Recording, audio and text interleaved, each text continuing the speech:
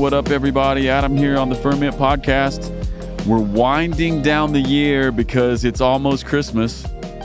And today's guests are my very good friends, Mike and Susan O'Brien. And I wanted them to come on because we're actually going to talk about Advent. We're going to talk about Christmas. We're going to talk about what this does to worship leaders and how we feel. But maybe before we do that, I want to just give a short bio for Mike and Susan. Of course, Mike is the director of the Vineyard School of Worship. But beyond that, Mike has been a worship leader his whole life. And for the past 7 or 8 years, has been doing a lot of freelance work in and out of the vineyard in all kinds of spaces. And Susan often travels with him. Susan is a spiritual director and a preacher lady as well. And so they have a unique perspective, and they kind of live in this space of leadership and worship leadership and soul care. And so I'm really looking forward to this moment because I know as a pastor and as someone who experiences this season and as someone who was a worship leader, I know I have feelings about this season that maybe we call Advent. So I just want to maybe start here, and I'd love to hear from both of you. Talk to me about how this season, from the first week of Advent until Christmas morning, how does that feel to us worship folks? Adam, so good to see you and to be hanging out and be part of the podcast. It's an honor to gather around this conversation as a worship leader.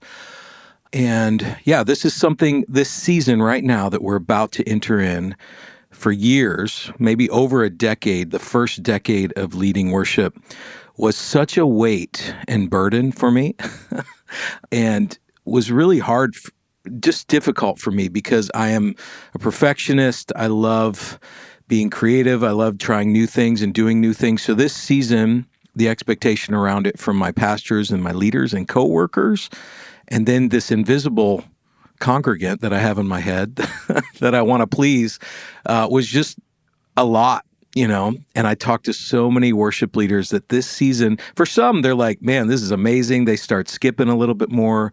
They're sipping eggnog in the church office. They're having a great time. Yeah. But for a lot of us, there's a heavy burden, a heavy weight, especially for younger worship leaders. So right now, the season is amazing because I'm on the other side of a lot of learning and growing and just surrendering. And I love this season. I love helping churches reclaim, hey, there's this story that we're entering into, the beginning of the Christian year, the church year of the birth of Christ, Advent. And, it culminates on Easter. And it's just, it's a cool story. I love telling the story. So I love Advent. I love this season, but I didn't love it for a long time, as Susan can attest to. And Susan, why don't you speak to this? Talk to me. I know you're a Christmas person. Like, I know in your bones you're a Christmas person. But talk to me about some of the challenges that you've seen maybe pastors or worship pastors face, because I'm sure you're talking to them as a spiritual director. Talk to me about some of the challenges that they feel heading into the next few weeks. Yes, I think there is a freedom that people can experience because if I ask the question, how did the early Christians celebrate Christmas?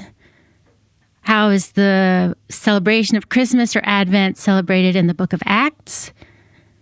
Well, there's silence. There's nothing there, right? Because there is no record of people celebrating Christmas. So there's a freedom to do what works best for you and your culture and to lean into the things that actually give you life. So the challenges that I see is that people feel this pressure to perform. They feel this pressure that, oh my goodness, people are going to be coming into church that have never come into church, and we have to look good and we have to do the best. And it can easily become about like, are we okay? Are we good enough? Are we doing everything right? Versus what does God want us to do? What is God breathing life into? And is it okay if things are silent or hidden, or does everything have to be epic? And can there be seeds that are planted? So I think of when I was a kid, I can still sing some songs I grew up in the era of the 80s musical, right? Where our church, even though it was small, we did little Christmas cantatas. So that was such a huge memory for me. I was only 10 or 11, but it still plays a part in how I look forward to Christmas. So if you can look the long view and think, okay, I'm planting seeds in this season and I don't have to see the fruit. I don't have to count up the numbers. I think the challenge of letting God do what he wants to do versus feeling a pressure to make something happen.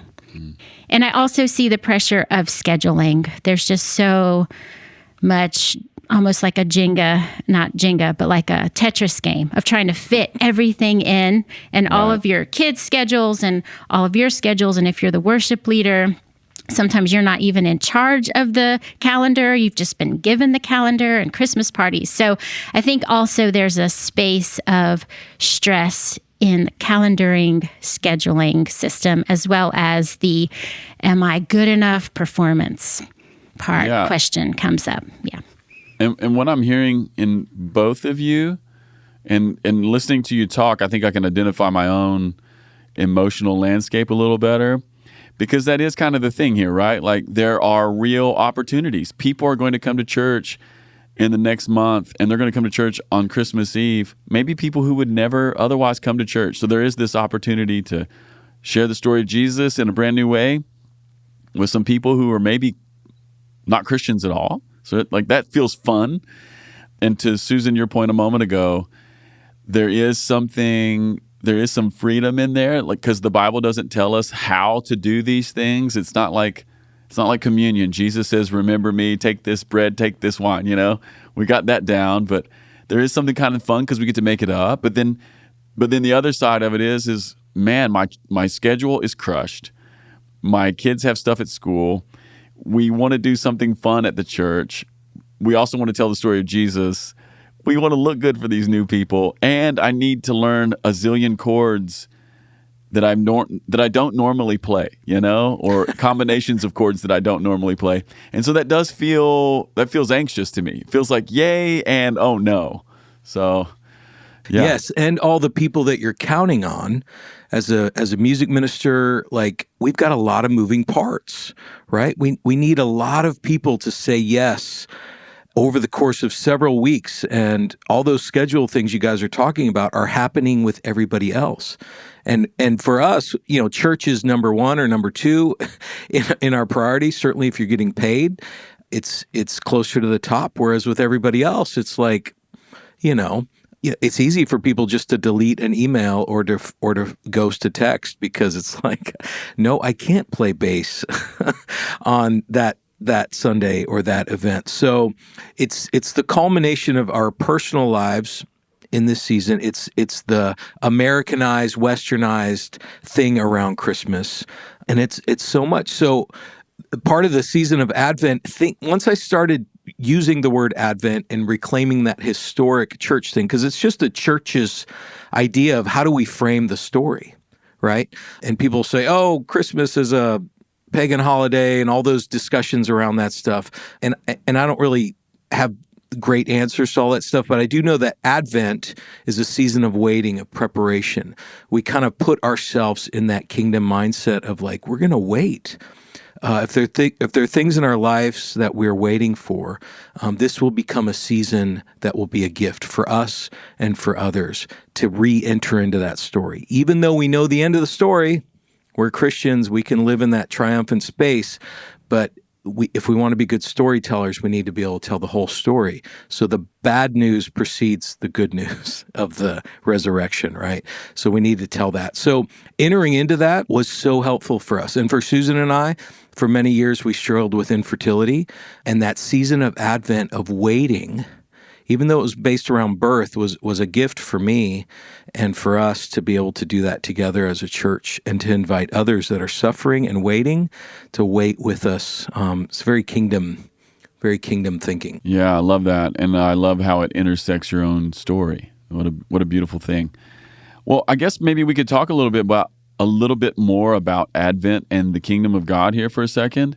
And maybe we could start like this. Susan, talk to me about some words that maybe we should associate with Advent in this season. You know, like Mike was making sort of a distinction a moment ago between what we might consider the modern Western Americanized version of Christmas, and then this other thing, which is Advent, deeply historical, part of the church, a retelling of the gospel story. And sometimes I like to key in on important words. So maybe you could talk to us a little bit about the words of Advent and some things that we could incorporate into our times of worship for the next few weeks. Yeah, longing. I think we all have longings in us, even right now, of things that we are longing for that have not happened yet. And so when you think about people longing for Jesus to come, this was hundreds of years, thousands of years of people longing for the Messiah to come. And it says at the appointed time he came. So that longing, I think waiting, learning how to sit in our waiting, longing, waiting, those are two of the words that really resonate with me in that season of Advent. And I think connecting it historically of everyone was longing for a Messiah to come and save them, to save us. And then currently, we are longing for things right now in our life.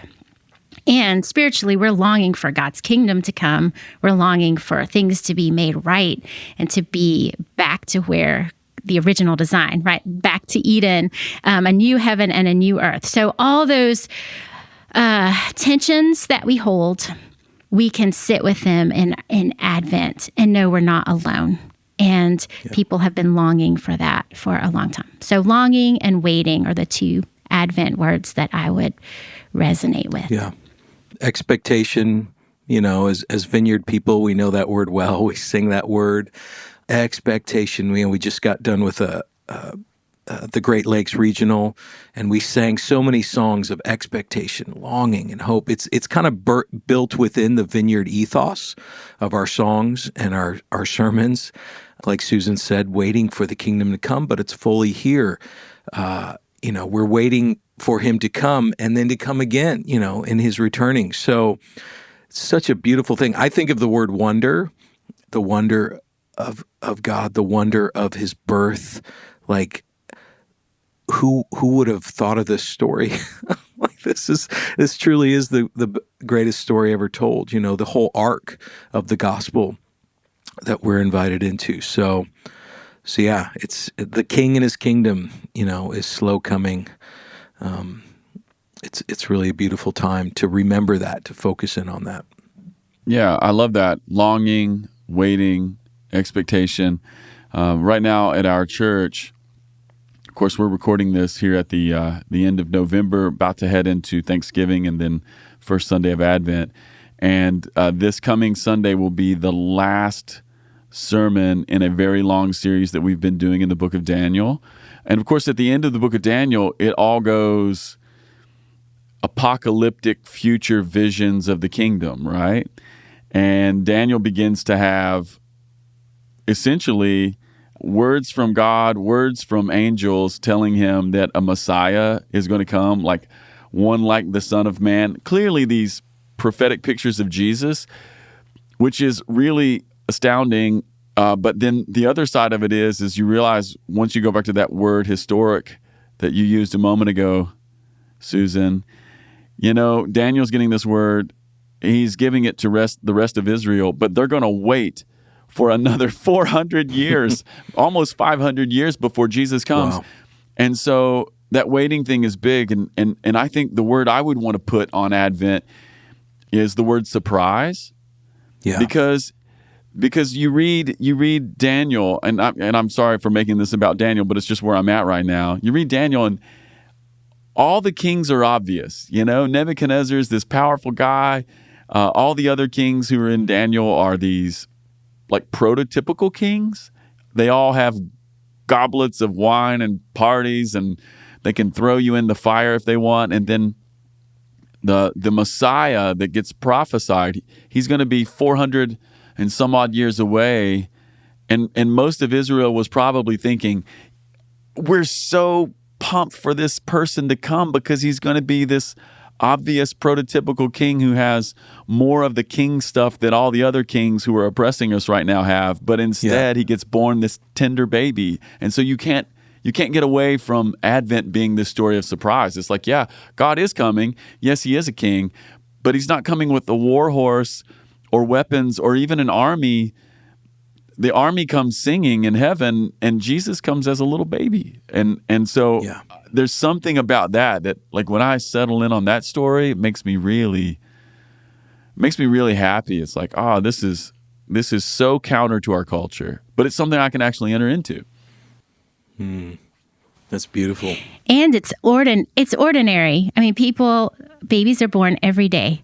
And so the fact that it's so ordinary also gives hope, I think, to people that come into your congregation and think this has just been a very ordinary, full, busy week, to think, oh no, Jesus is in there. If we look, he is doing things in there.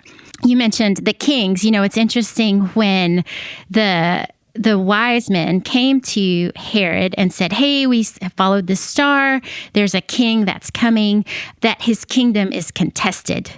And so there's this sense of Herod did not want another king, whether he was born a baby or not. And all that he did to get rid of Jesus and God's protection of Jesus by sending him to Egypt. But I think it's also important to remember in this season that the kingdom of God is contested and that things aren't always as nostalgic and fun as I like to picture Christmas. Cozy by a fire, sipping tea. I mean, that's kind of sometimes we have this ideal of home. We all long for home. I think that's one thing I love about Christmas is that it feels like home and cozy. I think we all long for home, which is a longing for heaven, but it's also contested. And so to think that when there are things that happen that are difficult or hard, to know that we do live in a world where there are spiritual forces and not everything is going to feel comfortable and cozy, and that when Jesus came the first time, things weren't comfortable and cozy. I mean, that's a message that I have to tell myself when I'm like, this Christmas wasn't exactly what I envisioned it when I was thinking about it, to recognize, well, no, it is part of the kingdom that it is contested when he comes. Yeah. Well, and I just want to maybe review the words that we've used here for a second for Advent. Susan, you started with longing and waiting. Mike added expectation. I said surprise. And then Susan, you added two more there. You said ordinary and you said contested. And man, these are all worth, as leaders, they're worth meditating on and worth maybe emphasizing in the next few services in as many ways as possible, because when you put them together, there's a certain kind of story we're telling, and it's so human. I think that's the word I keep coming back to here at this point. It's like this is such a human story. This is for real people. This is for real people who are coming to church over these next few weeks. And we've got some new songs to learn, and we've got some schedules to play Tetris with. But man, this is soul affirming, human affirming stories and words that we can emphasize to our people. So really, really beautiful. Yeah, I love that. The fact that you said human, because that's what incarnation means, right? It means coming in the flesh, coming as a human, that Jesus fully entered into our world, our human world, with the good parts and the evil parts and the hard parts and the waiting, all of those things. He's experienced all of that. We have a Savior that is human as well as divine. Amen. Yeah.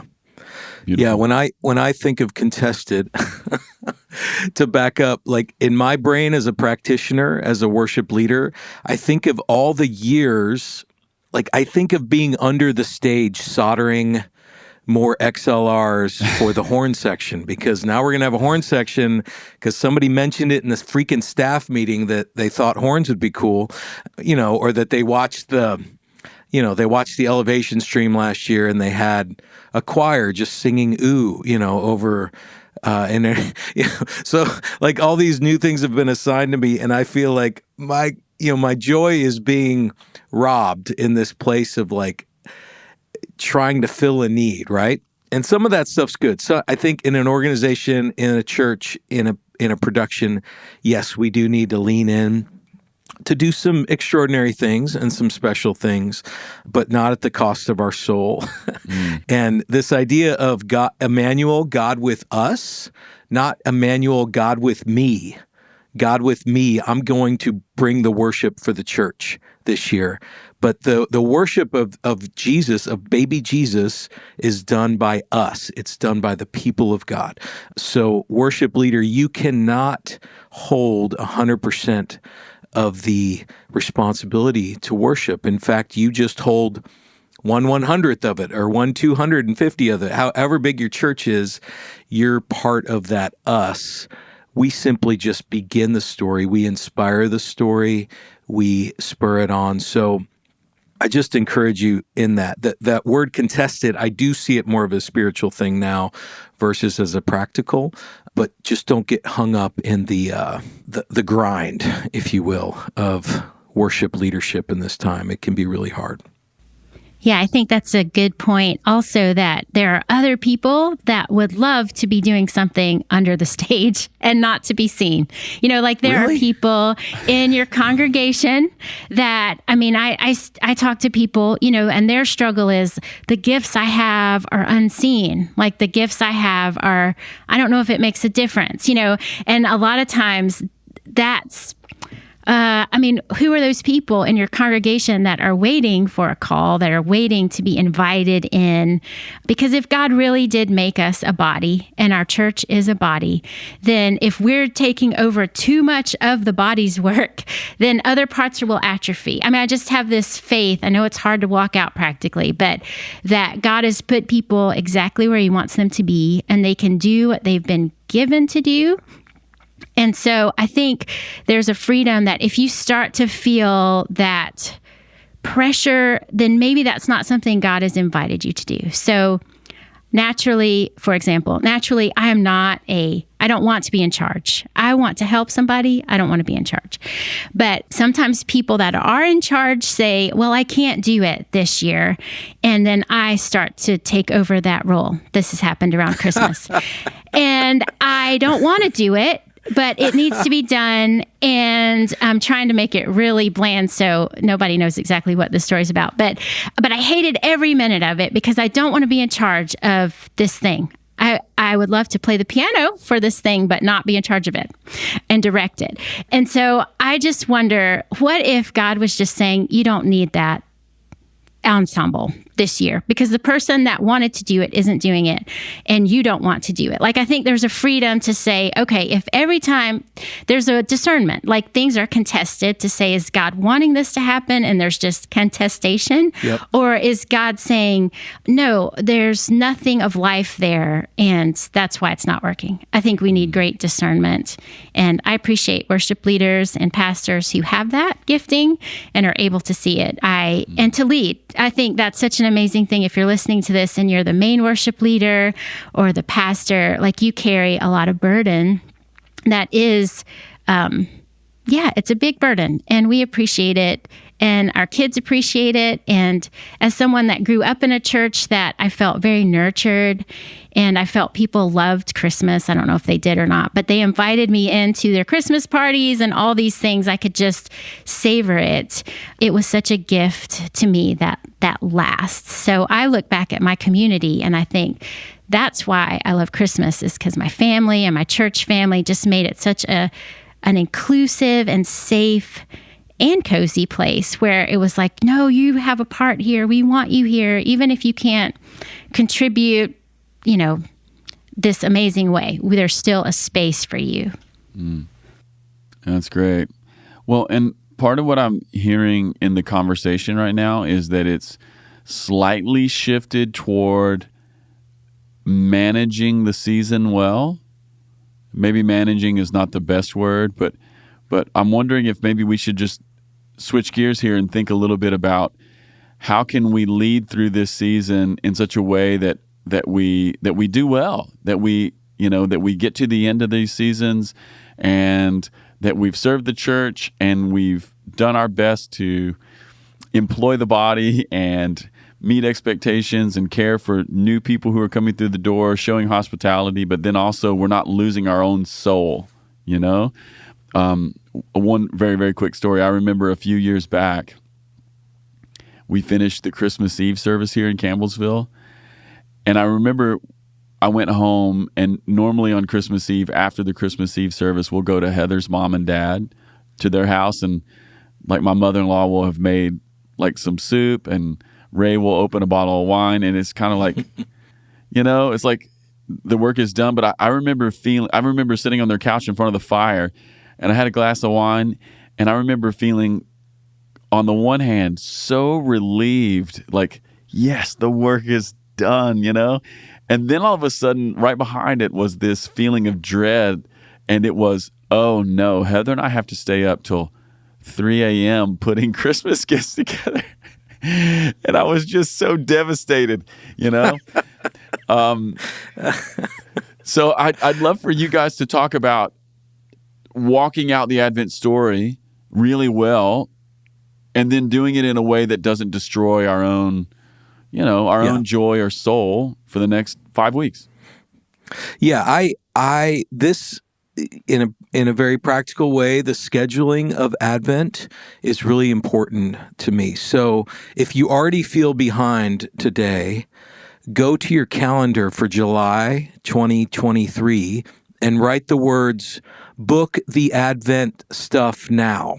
Like literally that's what my July calendar always has in it, is book the Christmas things now.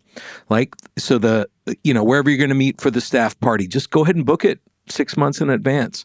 Go ahead and ask the famed cellist in your town to come play, Christmas Shoes reharmonized. Go ahead and book that person early. Get a lot of those big things out of the way. Go ahead and book, for the love, go ahead and book your Christmas holiday. What's the Holiday Inn? What are those movies you watch, Susan? Holiday Lifetime movies. Like Hallmark movies? Oh, yeah, the Hallmark cabin, like wherever that go ahead and book that in July with your family. So as you begin to make decisions with staff, you're like, hey, Susan and I are going to be out these days. We're going to be in New York City on these days. Go ahead and put yourself at the center of the narrative. I know that's not the right answer, but I think there is a right answer in there. Put some of your own priorities, your own family's schedule things, placeholders in place. Even if you're large and in charge, that throughout Advent, there's going to be a couple moments where you dip out and you disappear. Because I used to get so mad. I would see my pastor come in with like a new scarf and a cup of hot chocolate. I'd be working under the soundboard, and I'd just be like, bro, what are you're not, I would get so mad. And, because I hadn't given any time for myself. So schedule time for yourself and for your family and for your kids throughout the season. And to Adam's point, going into Thanksgiving on Wednesday, go ahead and have Sunday ready. So all Thursday, all Friday, all Saturday, you can just enjoy your family, throw footballs. You're not thinking about church on Sunday, right? Same thing with Christmas Eve. Like, do all the things beforehand so you've got some margin built in, for things to go wrong or for new ideas. You've got some margin. So scheduling for me, it's very practical, has relieved so much tension and chaos from the season. Yeah, Susan, what do you want to say about keeping Advent something that is a source of joy for the leader as well? Yeah, so I definitely want to reiterate that planning part, because I think that's huge, not only for your church, but also for your personal life. Like, what are the things that as a leader or even as just a congregant that would be life-giving to you?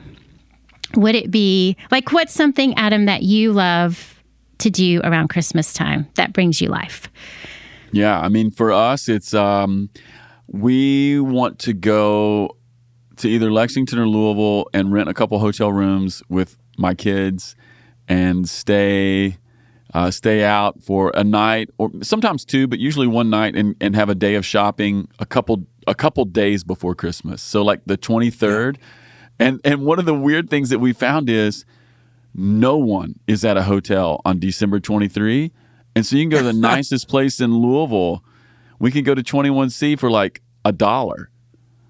And it's become like this really fun tradition, you know? And so that's part of our little like family moment there. Yeah, and when you talk about that, your face lights up, and I'm thinking, oh my goodness, they're probably decorated for Christmas, and you're making memories. This sounds amazing. That is something that you want to make sure you keep. Oh, as long as it works for you, right? I think for myself, I've thought about why do I like Christmas so much?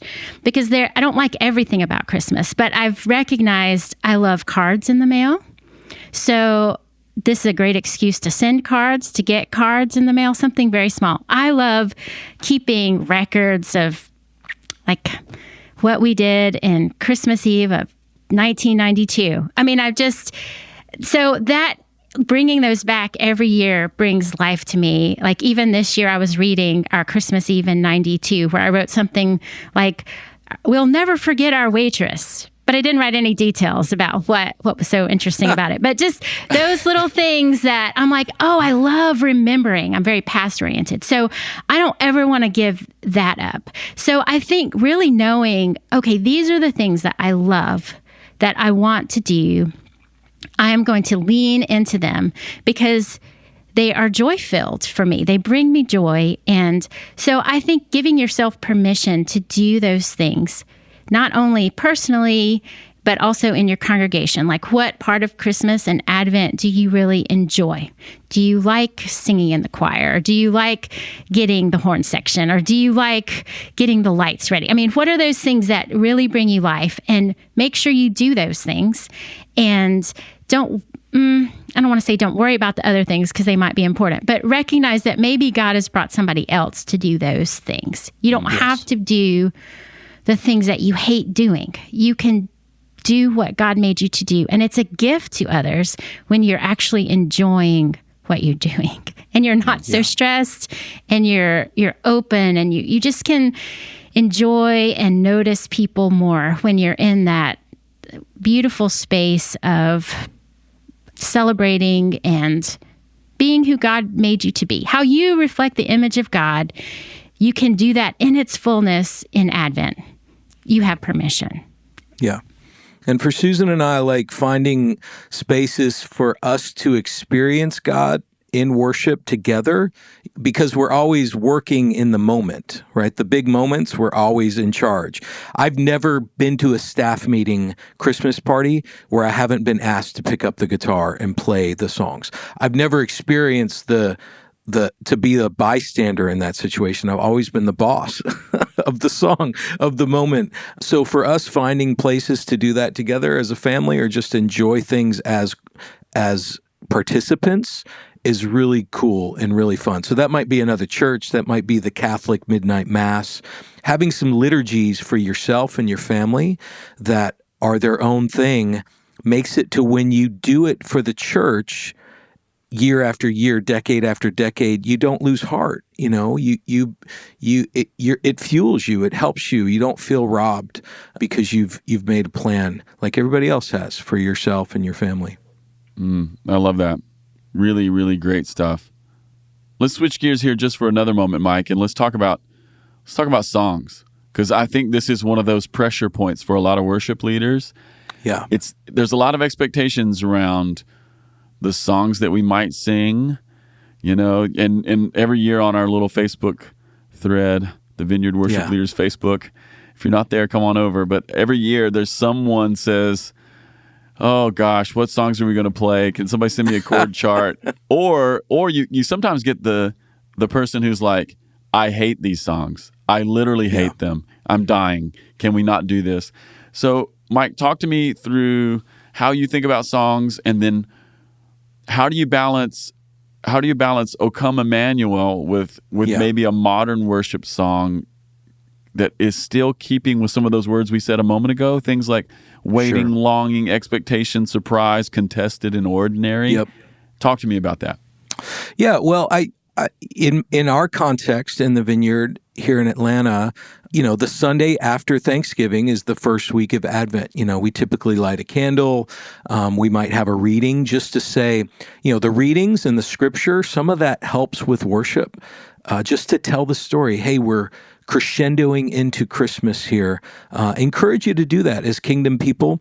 That doesn't mean that week you have to do a bunch of Christmas songs. In fact, you could do songs of expectation. That would be a good week for O come, Emmanuel, or Let Your Kingdom Come, or Dwell in the Midst of Us, right? So you're beginning to frame the story, and the songs, when they once were a curse, just, oh man, these people want me to sing these crazy Christmas songs, they become part of better storytelling. So, and the fact that there's some hymns that have been sung for hundreds of years in the church, it actually takes the pressure off. So I would encourage you to sing the hymns. Just sing the classics. Don't feel like you got to retune everything. It's okay just to sing, "O come, all ye faithful." Just get the basic chords for that. And instead of doing some crazy hook at the top, I just say, "Good morning, church. Let's gather together around this first song. Here we go. O come." Once you start singing, you're done. You don't have to work. I mean, the song just sings itself. And I don't even know what my opinion is of that song, but I know that the church sings it. I don't have to work very hard. Just put some kind of basic beat behind it. So, you basically have those 4 weeks of Advent, and then you have Christmas Eve. So that's maybe a total of 15 or 20 songs for the Advent Sundays. And then Christmas Eve, you might sing, if you do a Christmas Eve service, you might do 5 songs or 10 songs. Just go ahead and lay all that out. Steal it from the internet. Steal it from other people. There's nothing wrong with that. And don't feel like you have to reinvent the wheel. Every year I try to do 1 or 2 new tuned Christmas songs. The industry loves this time because there's so many, but there's a lot of cheese in there too. So you got to work through the cheese and find something that fits your community. I would encourage you to write one of your own songs. What does Advent say in your community? What would be something you could say? In our church, we've written dozens of Christmas songs over the years, and it is so beautiful and so lovely. I look forward to the season because I get to sing those songs for 4 or 5 weeks. So yeah, it's a huge part of it, but I would encourage you to take that anxiety and see the songs as a gift instead of a cliche or a burden. Well, and Mike, part of what I'm hearing you say, I'll just try to maybe outline this for people. I think what I'm hearing you say is pull something from the hymns, pull something from church tradition, pull something maybe from our Vineyard experience, because it's so centered already in the idea of expectation. I love that you pulled a song like Dwell. What a perfect song for this moment. So like a hymn, you pull Dwell, maybe you go out and find something that's new, that's been either like newly written or reharmed. And then the fourth thing I heard you say was write a song. Yeah. Man, what a cool thing. I know here we've written a few Christmas songs in Campbellsville, but Glenn Yoder, our worship pastor, he wrote one probably 8 years ago that has stuck, and I think it's one of the finest songs I've ever heard. It's called Words and Stars, and it's beyond perfect. It's just the perfect song, and I so look forward to getting to sing it because we only sing it this time of year, It's beautiful. Yeah, we don't wear those songs out. I like to find a lot of playlists. So I feel like our liturgical friends, our Presbyterian friends, kind of have their creativity in this space around the Advent season really soars. So like the Gospel Coalition will have a playlist on Spotify. You'll find all sorts of really cool things there. Liturgy Fellowship, the Anglicans, they're just people that have been living in this Advent language for a minute. So their language and their imagination around this is maybe a little more forward than we might have it in some of our streams. So I love to borrow from those worlds. And they have some brilliant modern day hymns that will just rock your church and really help bring some life and vitality to the songs that we sing during this time. Beautiful. Well, guys, great conversation. This is really helpful. I think it's going to encourage and give people permission to enjoy the parts of Christmas that they already enjoy, like just to take ownership of them. That's one of the things I've been listening to that's come up over and over again. So I hope people will take you seriously on that. I'm wondering maybe if we could just land here, Susan. Part of your work has to do with spiritual direction and getting people to notice God in their life. I'm wondering maybe if we could just land here. I'm wondering if maybe you could give us a bit of a spiritual direction moment, and we'll kind of go out with a moment of reflection and a pause for everybody who's ready to enter into this storm that's coming for us, right? So I'd so love it if you would lead us here for a moment. Yeah, that sounds amazing. So just right where you are, if you would take a deep breath. And you can imagine when God first breathed into human beings and he gave them life. He created them and then he breathed into them and gave them life. So just imagine God giving you life again right now with that breath.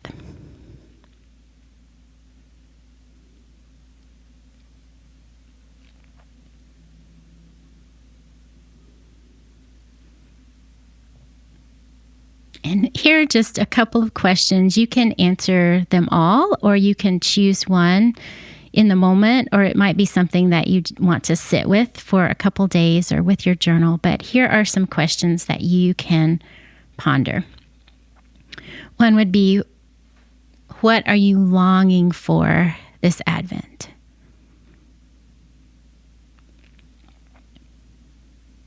And that would include, where do you feel a lack, that you don't have what you need to get where you want to be, or there are desires in your heart that have yet to be fulfilled. And along with that, sometimes there's disappointments and unmet expectations. So you can spend as much time with that, unpacking that in the presence of God of, what am I longing for? And are there desires underneath those desires that are deeper?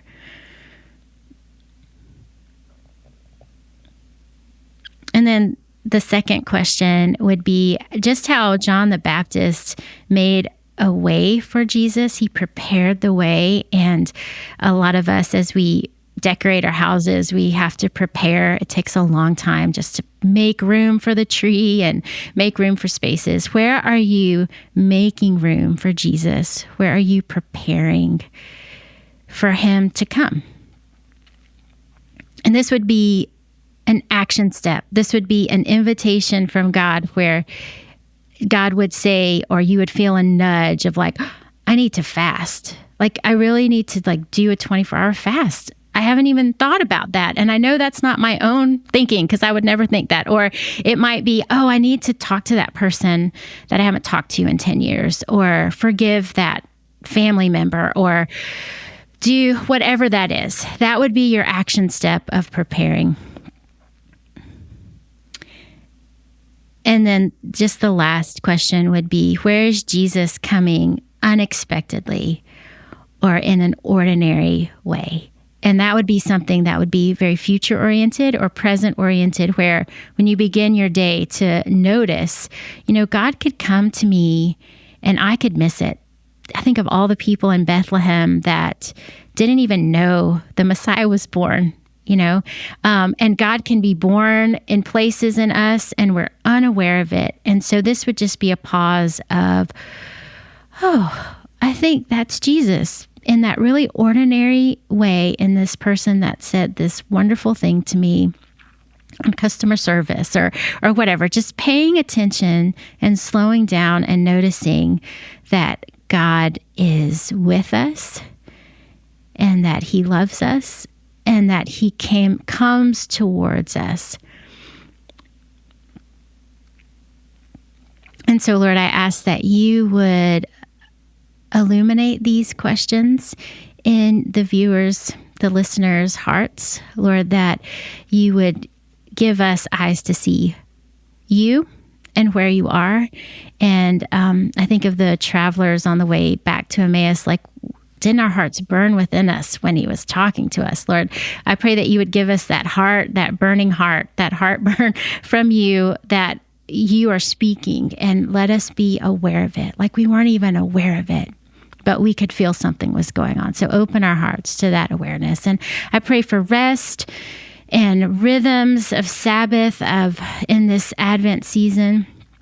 And I pray for just those unmet expectations or the burdens that people tend to put on each other, and financially or emotionally or socially. Lord, I pray that you would show us what you are inviting us into. What is your burden upon us? Your burden is easy and light. And so anytime we feel something that doesn't feel like it's fitting us well, God, let that be an invitation for us to say, is this you, God, or is this something else? So, Lord, I ask that you would bless your people with peace, with joy, with love in this season. Amen. Beautiful. Thanks, guys. Thanks, Adam. Thank you. Yeah, thanks, Adam. Peace, everybody.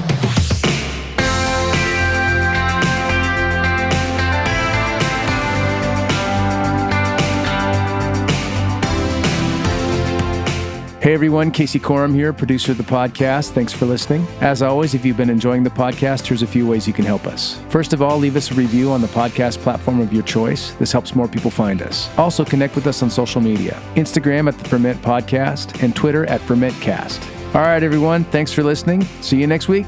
Peace.